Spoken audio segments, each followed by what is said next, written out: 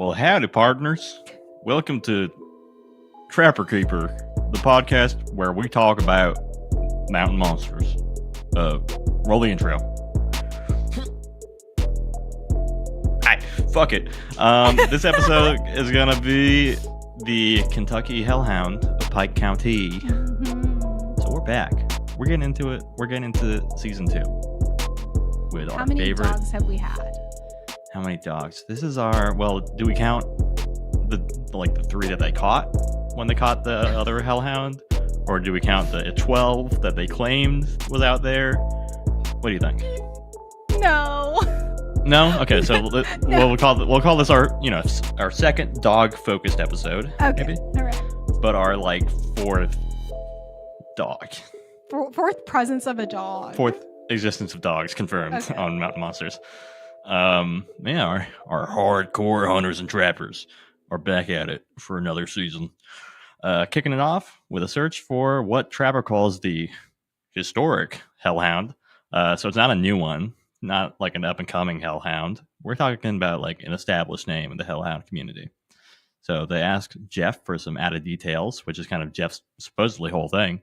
And he says he's blue fur, and he's got an extra long mane, stands up on his back, probably 5 to 7 foot long, 4 feet tall. But the weight, Jeff. How much does it weigh, Jeff? He didn't say. No one says at this point, and it got me I was a little concerned.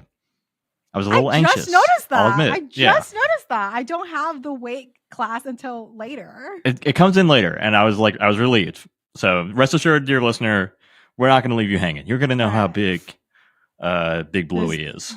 This big dog. Big blue that dog. dog is. You do not want to pet this dog. No, you don't want to pet the dog. No. But anyway, big old blue dog been breaking into barns and killing livestock.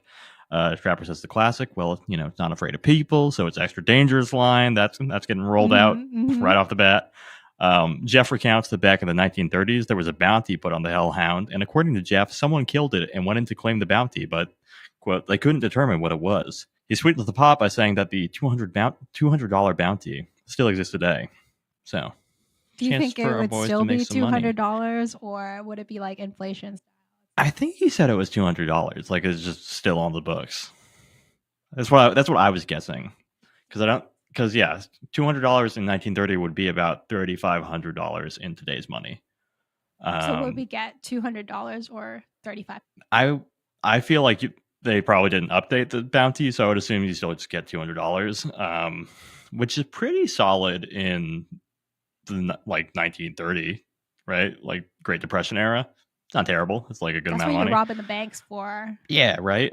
But Great Recession era, it's not as impressive. So I don't think I would be hunting anything for $200 for a Hellhound. No, you're not getting me out there. Buck sets up Huckleberry asking if the Moonshiners are the ones that seen the Hellhound. Have you seen a Hellhound? And Huckleberry, he's gonna knock this shot down. He goes, only when I get home to my wife.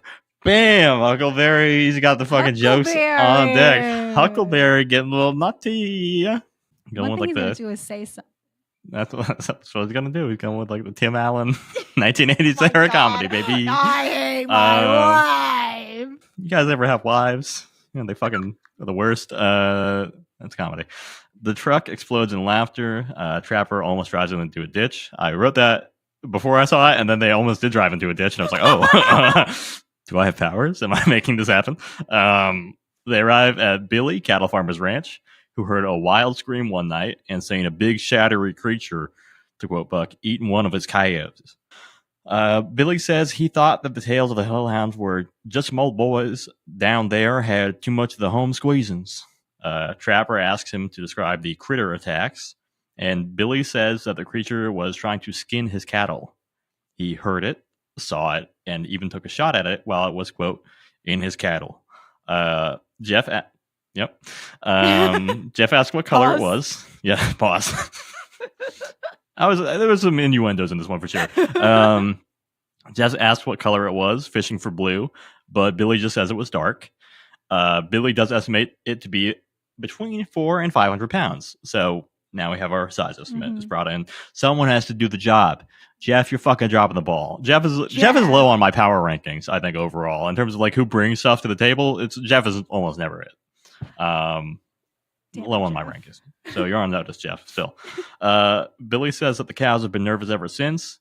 And as a cow moo plays, the group point out the sign of nerves in the cows as one of them approaches them. And I was like, yeah, you could tell me that cow looks nervous. I wouldn't can't know. tell. Looks just like a cow to me.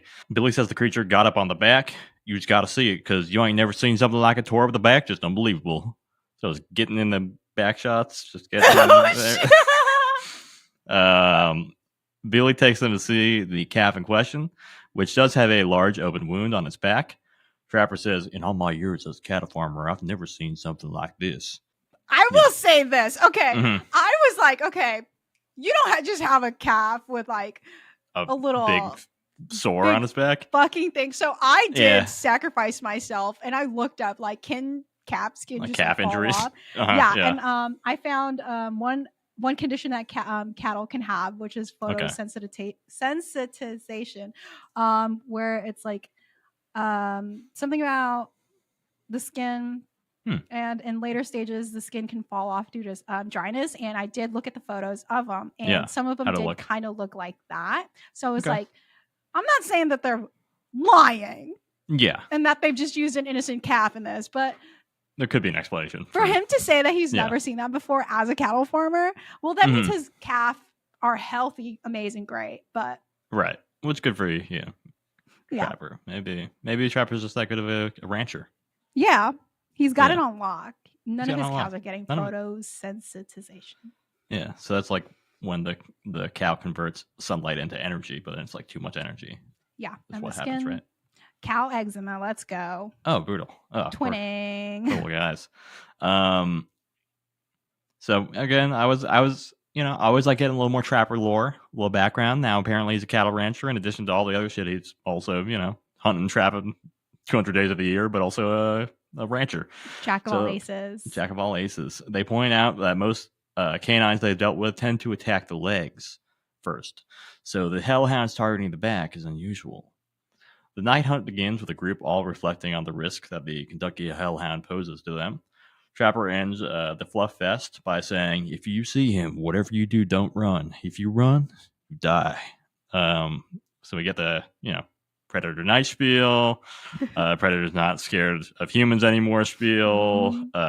Two of the mountain monsters hits are playing. Trapper identifies a trail, and they quickly hear some twigs snapping near them. They approach. Jeff says he doesn't see anything on the thermal camera, and we get to see his thermal view of nothing.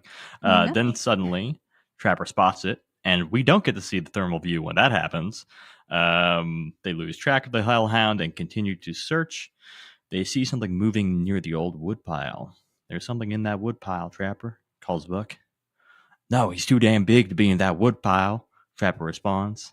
They crowd around the woodpile and find a spot of blood on the ground. They determine it's not deer blood, and then they hear a noise.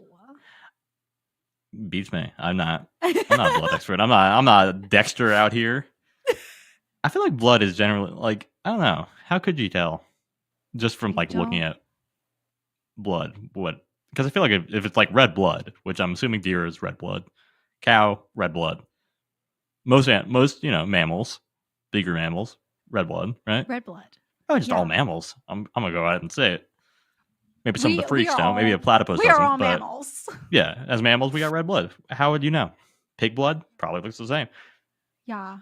I don't know. And plus, it's in night vision, so you could be pointing at a pile of green blood, Yeah, I don't know. I mean, we're supposed to just believe that it's like their professional hardcore hunter trapper knowledge that makes them know it's not deer blood, right? That's like what we're supposed to believe. Yeah, the fact that he was just like, oh, this is not deer blood, not anything else. I was like, all right. All right. It's the credulity not happening. But they hear some noises coming from that nearby shack. They walk towards the shack and they find more blood. Buck throws the door open to reveal a feeding site. This time we've got a collection of beef bones, hocks, and I'm not talking about calf hocks. I'm talking about whole hocks. So the Hellhound has expensive taste because it's going for the shanks. It's going for the osobuco. Ooh. Doing a little brazing in the shack. God. He's like, this is my smoke shack, actually, guys. Can you get the fuck out of here?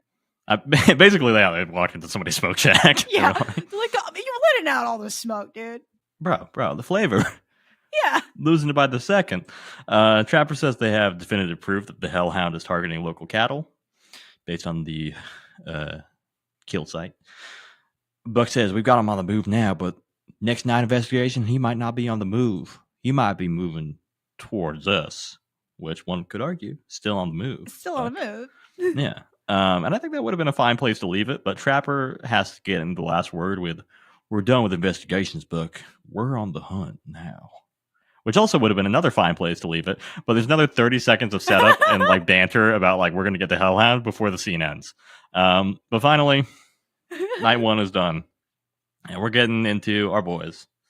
The gruesome twosome. Willie, Wild Bill. It's time. This time, it starts off, Willie is making a cage track and cage trap.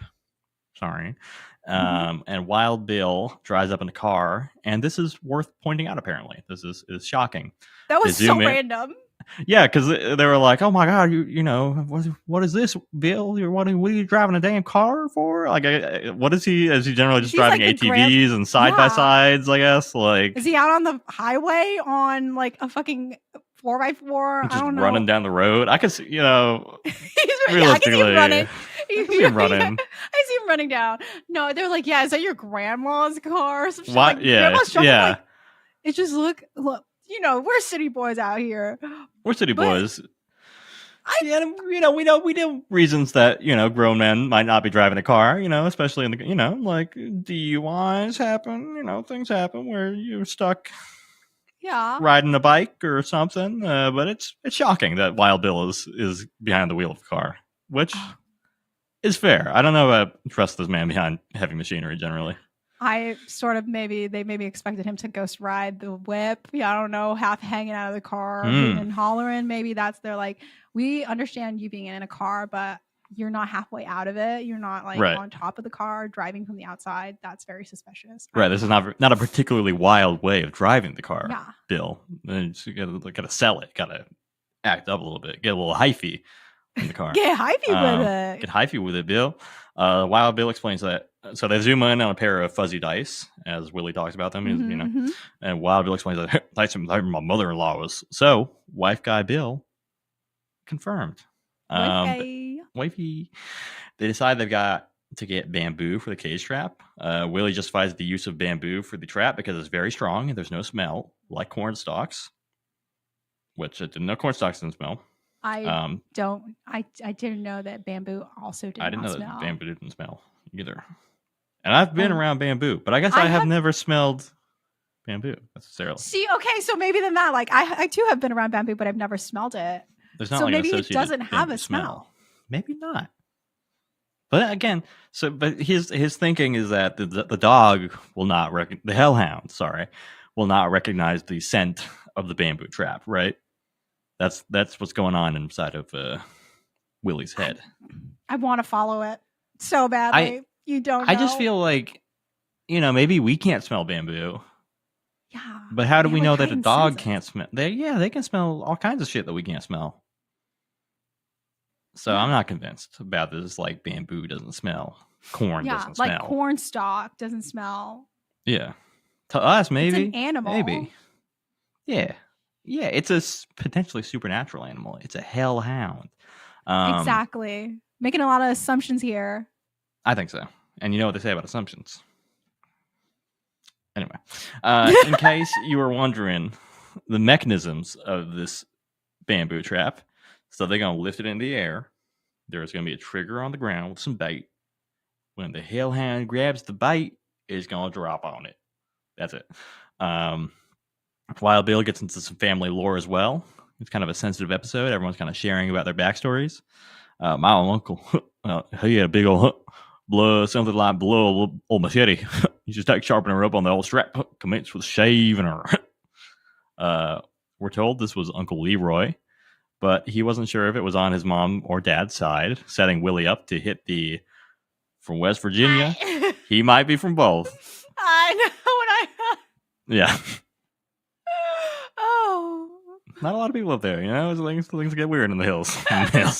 Good God. I didn't expect that one.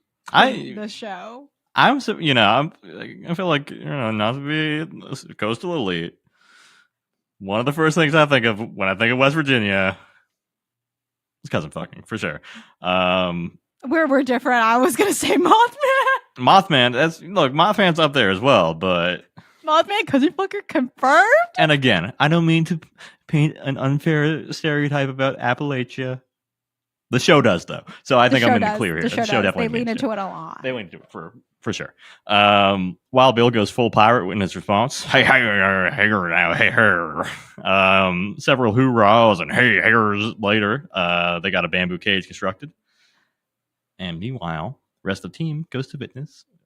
To witness. The fuck am I talking about? Okay, pause. Okay. All right, sorry, I'm going fucking Nosferatu mode over here. Nosferatu, all right, he's here. Must bounce on its crease. The rest of the team goes to visit their next witness, Drew, farmer, who saw a strange creature near his pump shed, which ran away when he noticed it. Jeff asks if it had a mane or anything weird. Drew says the only weird thing was that it wasn't like Bear's head. It looked more like a dog or a wolf. Drew says he's familiar with the lore of the Kentucky Hellhound, and much like Billy, no one's giving anything to Jeff's big blue dog theory. No one. When they approach the site, Drew reveals that he actually has footage of the Hellhound. So they all crowd around to look at the footage of a large, dark mass running by the pump shed. It looks, to my untrained eye, kind of like a black bear. But hey, if you say it's a hellhound, I'm not the hardcore hunter-trapper here. Yeah, we're city boys. I just wrote down for that one. I hope you're excited for nothing. That's literally what I wrote. I really like at this point when I hear like, oh, we have footage, I'm like, I get a little annoyed because I'm just like, cut it out. It's gonna eat up like a minute. They're gonna replay it like 3 or 4 times. Yeah. Also like the quality of the video is always like, this was filmed on.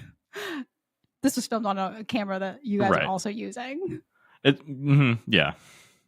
Because like we know what the technology was like, 15 years ago when this was being filmed. Yeah.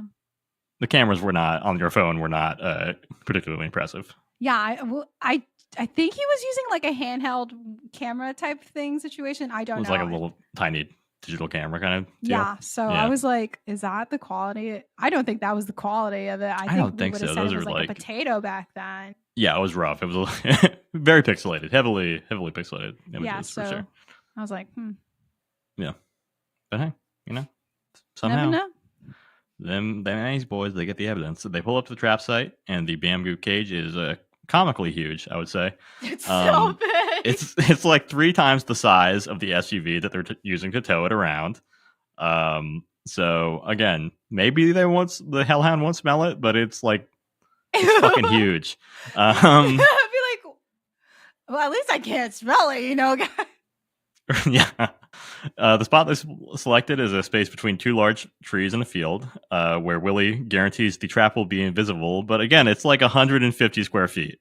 It's like the size of It's so big, you guys. I'm so serious. That's like a full rental, like a studio apartment in San Francisco, basically. Yeah, it's like lifted in the trees.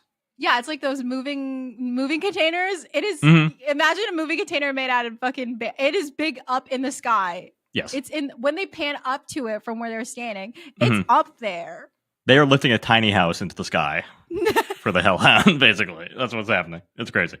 Wild Bill says that the tree is going to be a humdinger of a climb because the tree is mostly dead.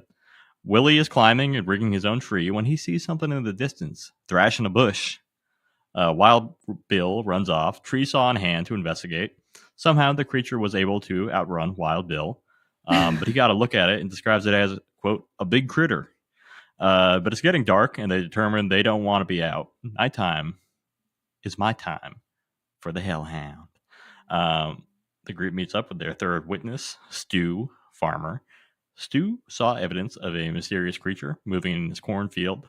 It moved too quickly to be a coyote or bear, and when it finally emerged from the field, he was astounded by the thickness of the creature. He estimated it to be between 7 and 9 feet long. Did you not catch the girth being a concern for Stu? No, I did not. I may have made that up. No, I was. I think I talked about it being broad. I think And yeah. Yeah. I was actually paying attention to the fact that Stu seemed weirdly out of place for me. Stu seemed like a nice guy. I think to me overall, where I was just like Stu had the similar energy to like the Ohio guy that they just like shit on a lot. Where they were like, he's not from around here. He's a fucking city boy, concrete person, piece of shit. Yeah. They're like, that thing's gonna fucking get you, okay? It's gonna fucking get you. It's gonna climb up this little thing. It's gonna fucking eat you. Mm-hmm. And I feel like it's a similar thing where they were very much like about like, Stu, you're gonna get fucking killed by this thing. This is gonna fucking tear you up, Stu. Because Stu just seems like he was like, I like to walk around my cornfields. It's like a nice place. It's a nice pastoral little life I have out here. It's very pleasant. I value my quiet and my walks. And it's like, that's nice, Stu. That's great. I'm glad you're amazing. Yeah, because I put here, I don't know why, but I put Stu seems incredibly not real and is not a real man. I don't know how to explain it, but he doesn't seem real. But I think he's because he's next to such characters that you kind of just like, why are you talking about how nice of a time you're having? You're like, yes, Stu, give us nothing. Go Stu, give us nothing, I guess. Yeah, I'm pro Stu. I like Stu. Seems like a normal guy overall, which not the place for him in the show. They're like, Stu, you got to carry a gun at all times. You must be prepared. It's the Hellhound cannot catch you lacking, Stu. It'll fucking kill you. It'll fucking kill you. You see what it did to that fucking cattle over that guy's farm? Which is a similar thing they said to the Ohio guy too. Like, well, if you get near that water, it's gonna just come up and shred you to pieces. And it's like, you guys, like, guys, don't scare them. I'm sure when they get off, they're like, hey man, you did great. Like, no worries. Like, it's not gonna kill you. Really appreciate it. It's not gonna kill you. It doesn't exist, we know, but like, old Stu, they go into the cornfield, where Stu saw the creature, and Trapper finds a print that is 7.5 to 8 inches, so at least coffee can sized, I'd say. Bringing back the coffee can measurement. Back to coffee can. That's in my head forever now. They advise Stu to stay strapped, like I said. Boop, boop, boop. While Bill and Willie finally get the trap up into the air. Again, it's fucking massive. It's like a fucking storage container, like JD talked about. Guys. It's like maybe Hellhounds can't look up. So I looked up. Have you heard that story about how pigs can't look up? I think I've seen like a poem about it. Yeah, I thought I heard it spoken as fact, and I did not fact check it, and I was like, that seems weird. I have not fact checked it. Tell me what you found. It's bullshit. Pigs can look up, so it's just urban legend, I guess. It's fairly recent, it seems like. I guess it's kind of like but yeah, pigs can totally look up. They can see they have necks. Their eyes are kind of on the top of their head. They can look up pretty easily. They can see the sky. They look up at people that they like. People that have interacted with the pigs are just like, yeah, my pig looks up. It's fine. Poetry is canceled. Is it? Yeah. Whoever that fucking poet is, you're on fucking notice. How dare you? Because they were like, "Oh my god, you can't. Oh, you gotta hold the pig. A pig cannot see the heavens." Yeah, I don't know. Yeah, that pigs kind of are fine. Yeah. Can't they just lay down and then even if they couldn't they just lay down? I feel I don't. Yeah. So eat shit poetry again. Poetry canceled. F Scott Fish. Common. Right? F him. Common L. Common L Fitzgerald. Whoever the fuck it was. The rest of the team shows up, and it's time for, what time it is. It's time to humiliate Buck.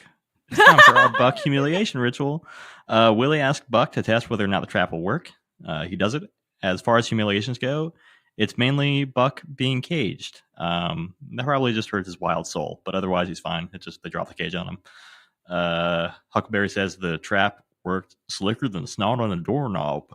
The humiliation then increases as they force Buck to run into the cage to test the durability. While Bill determines that if the trap can stand up to Buck running at it, it should be able to hold a bulldozer, which I feel like is not equivalent force, mass, power. power. Yeah. As a reminder, the Hellhound is 400 to 500 pounds. Yeah. Buck is 5 feet, and I think he's like 5 feet 5'1". He's short, as we've learned. Short king Buck. Oh my god. A hefty gentleman, but definitely I would say not. I don't think he'd be moving that as quick as he does at 500 pounds. So I'm gonna say less than 500 pounds. Not a bulldozer. Not a bulldozer. A Hellhound comparison, guys. No. He's not even like an NFL running back size guy. He's like a fairly small dude. I think it's that thing where like if you're shorter, weight looks like different on you. You look heavier, I think, if you're like 5 feet. And, you stretch him out. Right. Like Buck and I could weigh similar, maybe. I don't know. Yeah, who knows? So they set up some pork shoulder as bait and prepare to hunt.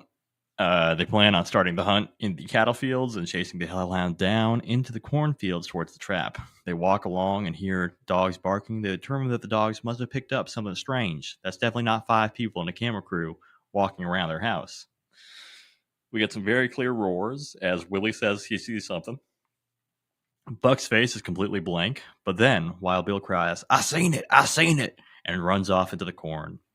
Buck and Jeff doing that. His thing this episode is like just running into the thing. He's got like that kind of like the death wish is still there, like he was a Marine, hoorah, and like sometimes he just wants to charge into battle, he just wants to get her done. Because I have a quote from him that says, I'm an old Marine, I could still get her done. That's the motto. All right. That's the Marine motto. Okay. That's the Marine motto. Definitely not Larry the Cable Guy. They catch up with Wild Bill somehow and continue to head towards the trap. As they walk near a large greenhouse on the property, the backlighting shows a large dog silhouette running alongside of them. Then what did we think of that scene? I said bullshit. I said bull fucking shit. What did we think of her? Fuck out of here, you guys. What the fuck is this?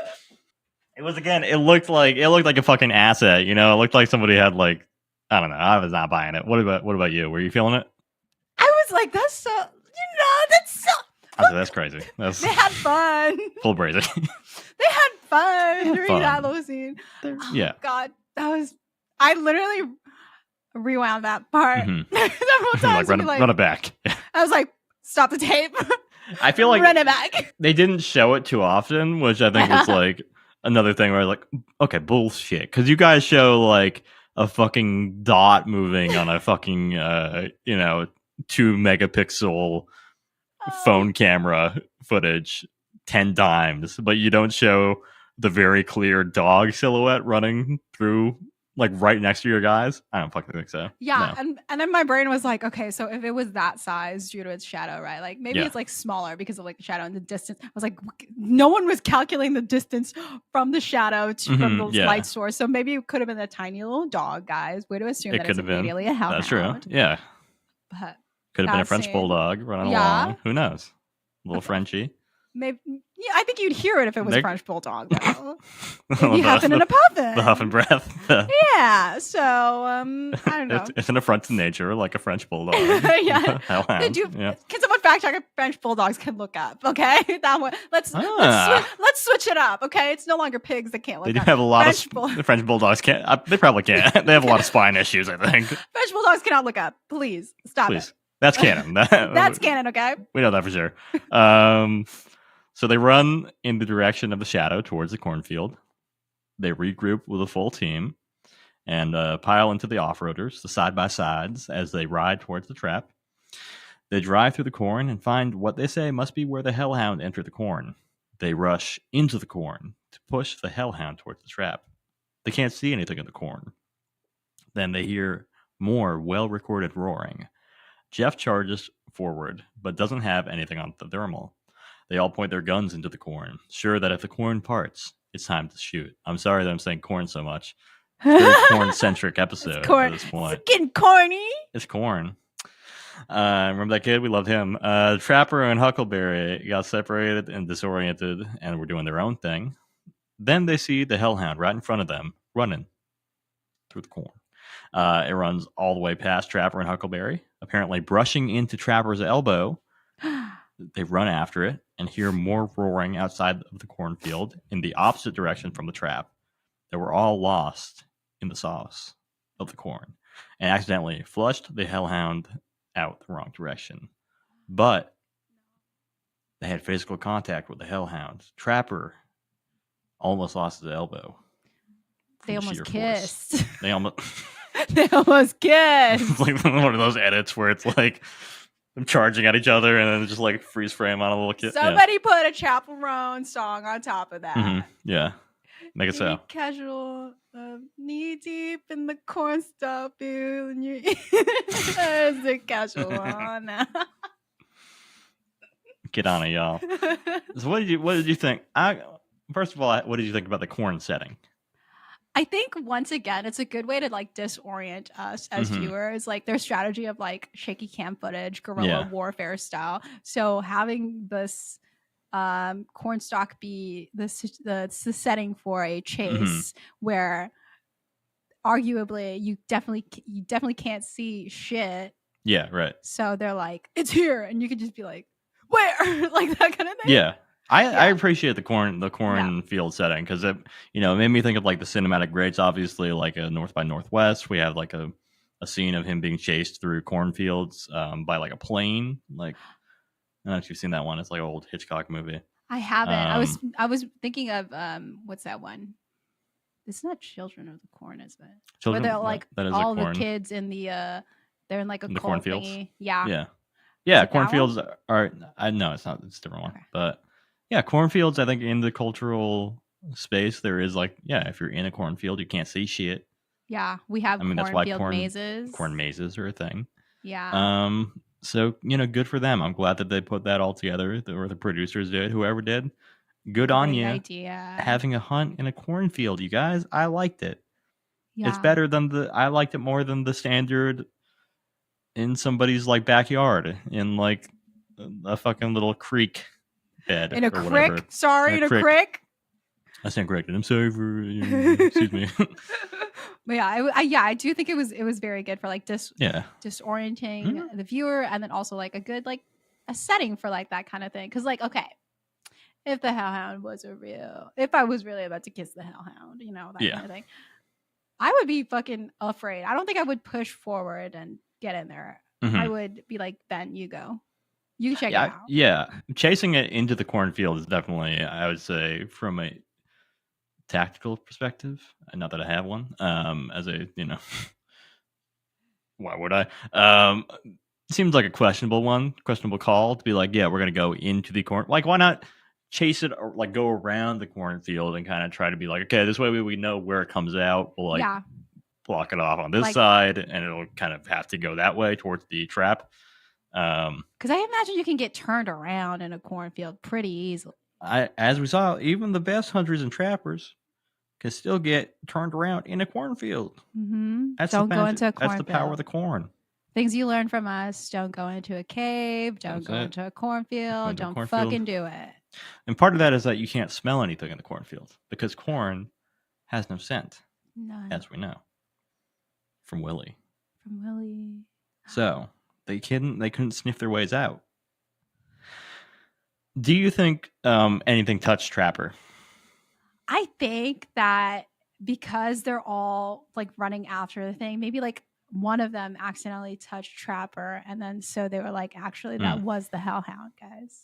Yeah, it was him and Huckleberry together, right? Yes, and Huckleberry is like larger than Trapper. Right? Huckleberry's a big boy, as we know. Yeah. He like turned around a little bit and he's like, somebody touch, like I have long hair. Something that I experience a lot is believing that a spider is on me. Fair. And it's just my hair touching my elbow. Yeah. So maybe an ear of corn touched him. Touched his elbow. Yeah. Maybe the corn, maybe Huckleberry like clipped him a little bit, or like, I don't know. Yeah. I don't know how sturdy a corn stalk is. Maybe it's sturdy enough for me to think that I was brushed up against by a 400 to 500 pound hellhound. I don't know. Yeah. That's possible. Yeah. Touched by a hellhound. You think something touched Trapper? You don't think it was a complete fabrication? I think something touched him, and he like that thing. Like I played spider. Off it. Yeah. Yeah. Okay. So I think that's what happened. Brave of Trapper to be willing to put himself on the line like that. Mm-hmm. Yeah. Yeah. So, this was like the trap was not activated at all. This was just complete, we fucked up basically at the end. Not even a real wild dog captured beneath the studio apartment that they dropped on him. No. Under the New York studio apartment. This one's going for like $5,000 bi-weekly. Right, yeah. But look, land is a lot cheaper in West Virginia. It's like where the fuck are they in this one? Kentucky, right? Yeah, Pike County, Kentucky. Yeah, I think you're held up on where our boys Wild are Bill's from. uncle. Wild Bill is West Virginia. Yeah. Kentucky. I think the land is pretty cheap there. Yeah, because it's Kentucky. I mean, get you a bamboo cage. Yeah, and some sustainably built. Yes, you'll fucking love it. The frame's already put together. No scent, no smell. No scent. You don't want a stinky house. No stinky house. You want a house with no scent. Yeah. So yeah. Maybe cover it up in like dried corn stalks. So if you want like a roof. Yeah, there you go. Right, but build you a nest. I'm just I'm out here nest maxing, bro. I'm not nest maxing. I'm bamboo maxing. I'm living like the grass man out here. No, the guys are gonna come across your. I'm so sorry. They're gonna come across your studio apartment and think that you're some sort of cryptid out there. So you better, I don't know, lock the bamboo cage trap door. If the guys are looking for you, you're safe. You don't have to worry about. They're not gonna catch you. You'll be fine. Yeah. They'll sort of think that they'll brush up against each other and then think that that's you. So you guys, I think cryptids are safe from them so far. So far. But look, there's a lot left on this show. Yeah. We still have many miles to go with our boys. Miles to go before we sleep. You slip more poetry in here, JD? You trying to get some more? Scott, we're not fucking allowed. Not flag on the play. Scott can catch these hands. Exactly. Rated E for everyone. Exactly. Yeah. We got anything else on this? This second Hellhound. Some of the things that I sort of quoted on this one is I don't know. I don't remember who says it, but someone says "tee me off." Was it Jeff who says "tee me off"? Was it like set me up, or was it like no, like it? Like I'm ticked off. Yeah, I'm he said teed like off.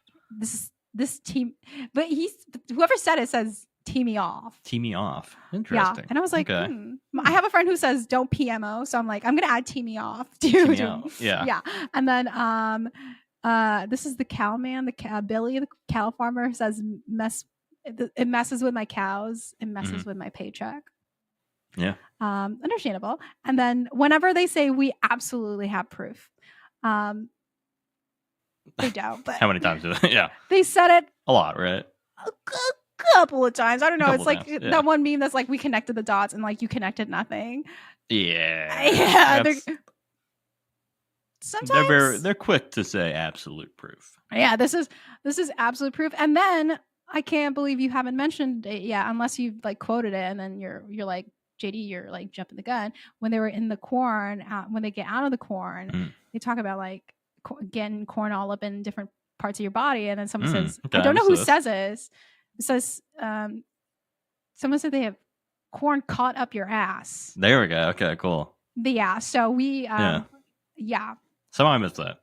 It might have been Huckleberry who said it. That seems like a Huckleberry thing to say. I think either Huckleberry he do be saying said stuff it, as we covered it. Yeah. Or Trapper said it to someone. Like those two are the sort of the those are the main culprits for sure. Yeah, the main culprits are saying something incredibly sus. It's very, very sus. Yeah, I think it's tough. It's tough because I think Huckleberry sometimes goes a little more sexual with it. Yeah, but then Trapper will also go sexual. Yeah, and he also is kind of ass obsessed. Yeah, he talks about he ass was the a lot. one who says you've got corn caught up your ass. Maybe, yeah, but then Huckleberry would be like, I can pull it out.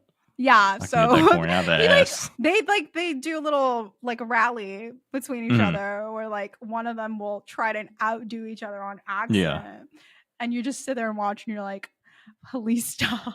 Do you ever think that like maybe the Ames Boys were just like a Appalachian improv group? You know what? Yeah. Pause. Mm-hmm. That makes sense. That's my theory. Yeah. Yeah. They yes and each other. They do BS anding. There's not a single instance of like no or like no but. No, they're never calling each other out or trying to like stop the flow of the scene. They're good team players, I think. They're always playing each other up. Yeah, I think you know what? Mm-hmm. I know that we are supposing that they are a really good Appalachian like improv team, but I think it would be so good to actually genuinely put a group of improv people to do ghost hunting or cryptid hunting. Yeah, I think it's good. I mean, there's definitely a skill that seems very relevant. Yeah. To the ghost hunting world. That's why like a lot of them are like theater kids. Yeah, right. Or like historically, the theater kid to ghost hunter pipeline is. You know, everyone says it's because like, oh, they spend a lot of their time in like a haunted theater, so of course they're gonna become. Is that what that is? Okay, I was gonna say. Yeah, but okay. Well, okay, no. Why do you think it goes from theater kid to ghost hunting pipeline? Tell me what your reason. I won't say that. I don't think that they're getting work in theater or acting, and maybe are. So they're getting their SAG-AFTRA. Maybe they're looking for anything, any crumbs they can find. I wouldn't say that. Obviously they're all very talented people. Historically, what they do. All of our future guests on the show. All the guests, all our guests, all our aspiration to become talking heads on Paranormal Caught on Camera. Yeah, so maybe it's because we're not theater. I don't want to jump it. Did you do theater? Fuck no. No. Did you? Okay, so that's one member of Ice Cream Meme who did not do theater. Yeah. I did. Okay. That sounds surprising. I think this is the first I'm hearing of this, but it's not surprising. I did do choir as well, and I did love Glee. So maybe I broke the cycle. Wait, no, No, I didn't break the cycle. I'm just doing a different path. Different path. Different path. Blazing your own trail. Blazing my own trail. I'm minoring in something else, guys. Yeah, I was involved in one production as a stagehand, and they brought me out on stage at the very end to do a little bow, and my parents were like, "You looked really embarrassed," and that was my my one time on stage. You were like, I've had enough. I was like, I'm never happening again. Never again. Never again. Oh my God. I was like 7. They were like, you looked panicked up there. I was like, thanks. It really builds my confidence to get back up there and try again for a role. Maybe it's not for me. It's been more than a decade. It's been 21 years. It's been 21 years. Yeah. Give it another go. I don't know, but yeah. The idea of cryptid hunters as an improv group. I think I like solid. That. That's solid. It's very solid. I mean, we've talked about, like, who wasn't Kristen Stewart? Was she doing a show? Yeah, Kristen Stewart had the ghost hunting show with a bunch of very good people who are very funny. Yeah. Yeah. I think Kesha had some fun guests as well on her ghost hunting show. So I think definitely I would definitely watch like comedians and improv people do ghost shit. Yeah, I think that's why partially fun. Like a lot of people did like Ryan and Shane when they went ghost hunting, because it was like there was some aspects of it where like Ryan was like taking it seriously and then Shane's like just dicking around, but it's like the humor of it. Like you're kind of doing something a little silly, even if you're taking some of it seriously. So I don't like too much of the ghost hunting shows that are a little too serious, a little too SRS. The Zach Baggins vibe can get a little stale after a while. You kind of want someone that, you can have somebody that plays the straight man, but like it's nice to have somebody that kind of like winks at the camera a little bit and is like, isn't this a little goofy? That's nice. Yeah. Wink. Yeah, I think that's why some of the parts of Ghost Adventures that I did enjoy was when they were actually fucking around. Yeah. So I'm like, maybe we need a funny forward ghost hunting show. No, funny forward cryptid hunting shows, because I feel like a lot of the ghost hunting stuff, sometimes they have like funny elements, but I think cryptid hunters tend to want to be a little bit more serious, which is why they don't like our guys that much. Right. Because Ames is our boys at Mountain Monsters are kind of the funny cryptid show. Yeah. Yeah. So that's why what is it? Bigfoot, that one Bigfoot hunter team was like discovering Bigfoot, Expedition Bigfoot, whatever it is. They're like, fuck. Yeah, right. Mountain monsters. Yeah. Yeah, they don't take it seriously enough. Yeah. I think we need some funny like cryptid hunting. Because it's I agree. Yeah. Come on, guys. And if you need some if you need hosts for it. You got JD. You don't have he's abandoning me. I can't believe my good best friend, close friend. Look, I'm not good on camera, JD. I don't think I'm gonna do that. I'm not. Can you at least hold the camera? I can hold the camera. I could be like the Alex of our group, like Alex from Destination Fear. Yeah, so you can be that guy. Cause like I can do that. I'm not gonna be out there on my own. I could be like the producer kind of role. Yeah, I need someone to be like, I need to rally against someone. Okay, I'm not gonna be out there like, isn't this funny? Anyway, laugh track. You're not gonna abandon me to the woods of. I'll be the Jamie to your cryptid improv Joe Rogan. How's that sound? Yeah. Yeah. So there you go. There's the pitch. Whatever. We got it, folks. Joe Rogan on the left. JD. That's what they call me. They really call me the Joe Rogan of the left. Me and my non-binary ass and my blue hair and exactly like Joe Rogan. Exactly. Only cooler. Yeah. So that's it. That's it, folks. Look, fucking Hellhound didn't get it this time. Didn't. This episode was produced by JD and Ben. All our music is provided by Yager Frank. If you like the show, tell a friend. If you don't, tell an enemy. Just like them cryptids, we'll catch you again later. Bye.